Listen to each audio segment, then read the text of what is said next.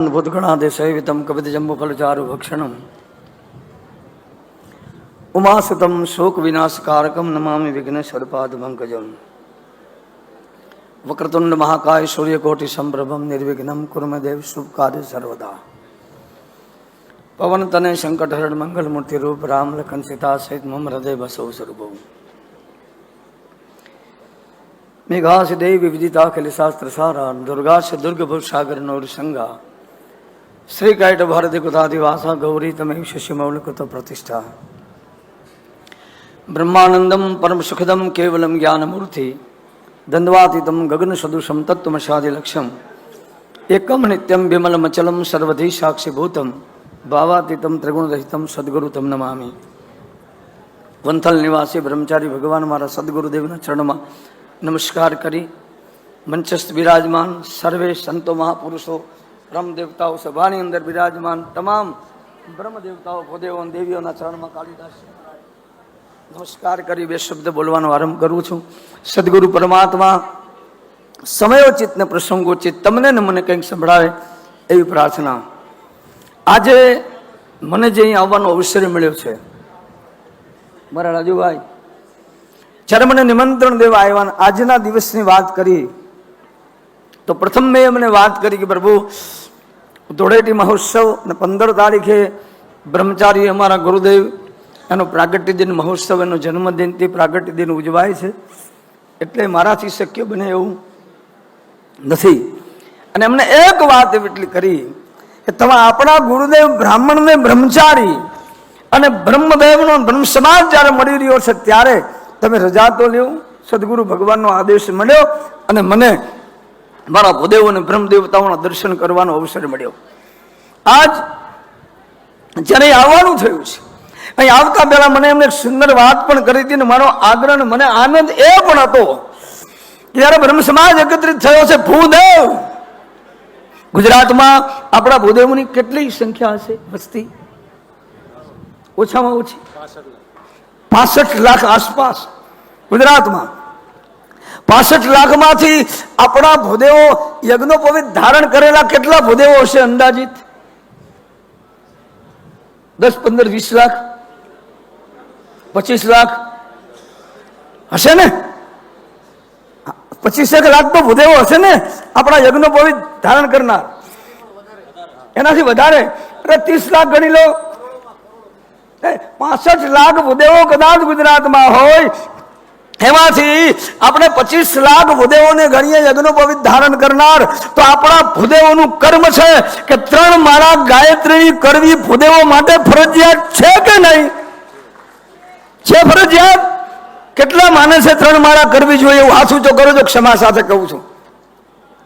હવે 25 લાખ ભૂદેવો 3 માળા ગાયત્રીની રોજ કરીએ તો ગાયત્રીની માળા થાય 75 લાખ અને 75 લાખ માળા થાય એટલે 2 મીંડા ચડાવો એટલે બીજા 75 કરોડ ગાયત્રી મંત્રના જાપ ગુજરાતની ધરતી ઉપર ચાલે તો કોઈની માએ હૂંઠ કાઢી નથી કે ભૂદેવ સામે આંગળી જીતી શકે સાહેબ। શું છે આપણે બ્રહ્મદેવ ધરતીના દેવ તરીકે છે। આ ધરતી ઉપર કોઈ પણ દેવી દેવતાઓને બિરાજમાન થવું હોય તો મારા બ્રહ્મદેવના મુખમાંથી વેદના મંત્રના ઉચ્ચાર થાય ત્યારે એ પ્રતિષ્ઠા થાય। હાલિયા માલિયા લાલિયાથી પ્રતિષ્ઠા ન થાય સાહેબ।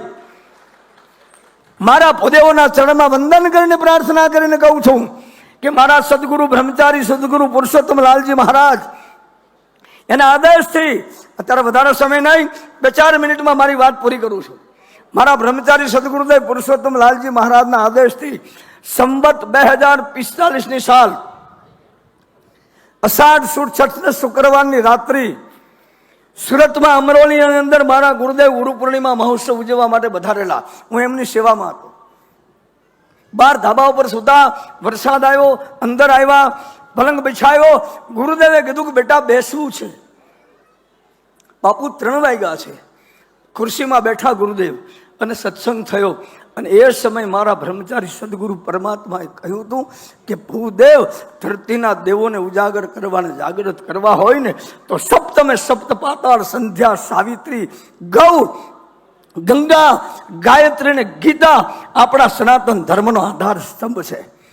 આઝાદી મળી ત્યારે આ દેશમાં 98 કરોડ 99 કરોડ ઉપર ગૌધન હતું. આજ 7-8 કરોડ માંડ ગૌધન બચ્યું છે. 450 કરોડ ઉપર ગૌધનની આ દેશમાં કતલેઆમ થઈ છે. મારા બ્રહ્મદેવતાઓ કર્મકાંડ જે કરતા હોય એને કરબદ્ધ પ્રાર્થના કરીને વિનંતી કરીને કહું છું કે તમે હોમ હવન યજ્ઞ કરવા જાઓ તો પહેલામાં પહેલું નક્કી કરો કે દેશી ગાયના ઘી સિવાય હું યજ્ઞ કરાવીશ નહીં. 5 કિલોના બદલે 50 ગ્રામ હોમો સાહેબ.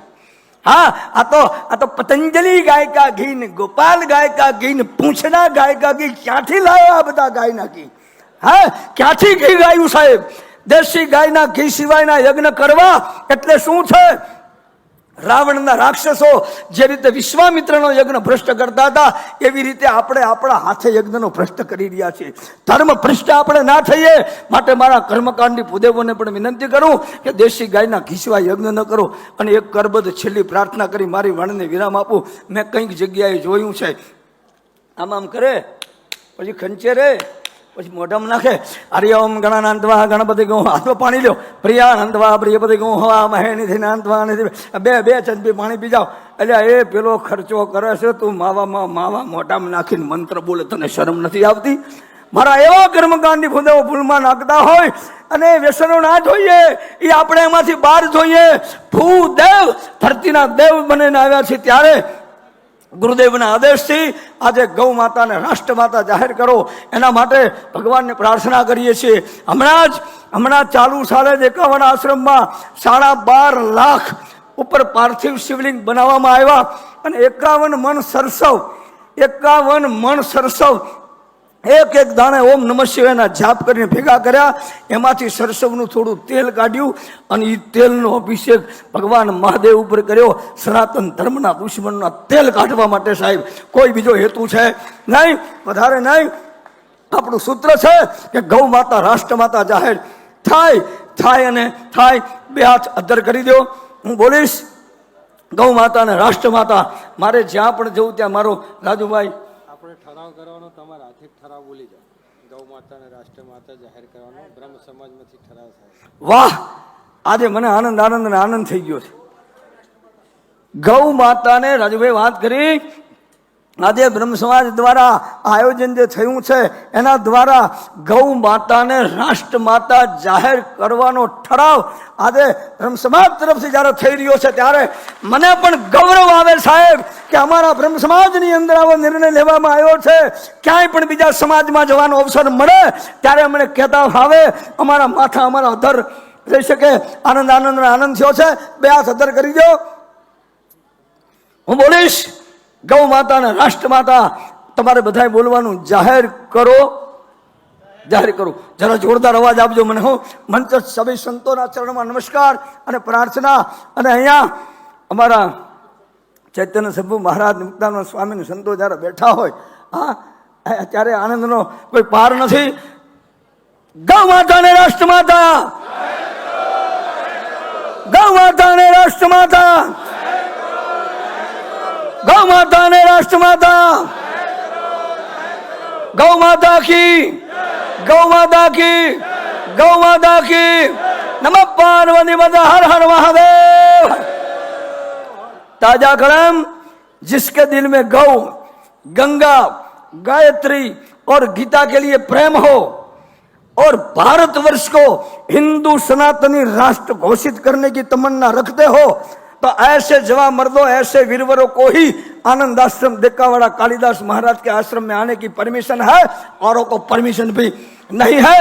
અને છેલ્લે વાત ફરી કહી દઉં, મને ઈશારો થયો, કહ્યું 2001માં કાલિદાસ મહારાજ ઉપર કસાઈઓએ હુમલો કર્યો, આંખો ગઈ, બોલવાનું બંધ. અમદાવાદના નાગપાલ સાહેબ, શ્રેનિષ્કા, એસકે દિવાન, ડોક્ટર જાજુ, જસલોક હોસ્પિટલ બોમ્બેના ડોક્ટર સાહની, 48 ડોક્ટરનો રિપોર્ટ હતો કે કાલિદાસ મહારાજ જિંદગીમાં જોઈ નહીં શકે, બોલી નહીં શકે. ચક્ષુદાન આપવાવાળા હતા. રિપોર્ટ હતો internal functional total damage. Now it can't possible to joint any I. કોઈ પણ તમે આંખ જોઈન્ટ કરી શકો શક્યતા નથી. આવો રિપોર્ટ હતો. તેથી મારા ધર્મપત્નીએ, હું ગ્રસ્તાશ્રમી છું, મારા લગ્ન કરે 42 વર્ષ થયા છે. 42 વર્ષથી મારા ધર્મપત્ની હજી અનાજ ખાધું નથી. ગાયનું દૂધ અને ફળફળાદી ખાય છે, ઉઘાડા પગે રહે છે અને તમામ સોમવાર નિર્જળા કરે અને મારા મહાદેવની આરાધના કરે છે. એને કીધું તમારા રિપોર્ટ ખોટા સાબિત થશે. અને તેથી નાગપાલ સાહેબે કીધું જો દેખતા થશે તો મેં જે મારા વ્યક્તિગત 3,80,000 લીધા છે પાછા આપી દઈશ. 10 મહિના પછી કાલિદાસ મહારાજ દેખતા થયા. હા, અને 13 મહિના પછી જ્યારે બોલતો થયો, નાગપાલની હોસ્પિટલે ગયા. નાગપાલ સાહેબે વંચાયું, વાંચી 3,80,000 ના બદલે 4,25,000 મને પાછા આપ્યા. અને ગાય માતાનો ફોટો એના મહાદા ગુરુ એના પેપર પર મોકલાયો. कालिदास महाराज जीवे से एक्स्ट्रा जीवे से साहेब, और गौ माता के लिए जीना है, भारत वर्ष के लिए जीना है. हम हिंदू सनातनी धर्म है. सनातन अवड़े वाँचो तो न तो नाश. जगत में हजी कोई मायलो लाल पैदा नहीं कर्यो कि सनातन मूड़िया सुधी पहुंची सके साहेब. ओम नमः शिवाय, ओम नमः शिवाय, ओम नमः शिवाय. जय गौ माता, जय गौ माता, जय गौ माता. मारो ब्रह्म समाज आगळ आवे, ज्यां पण जरूर पड़े त्या कालिदास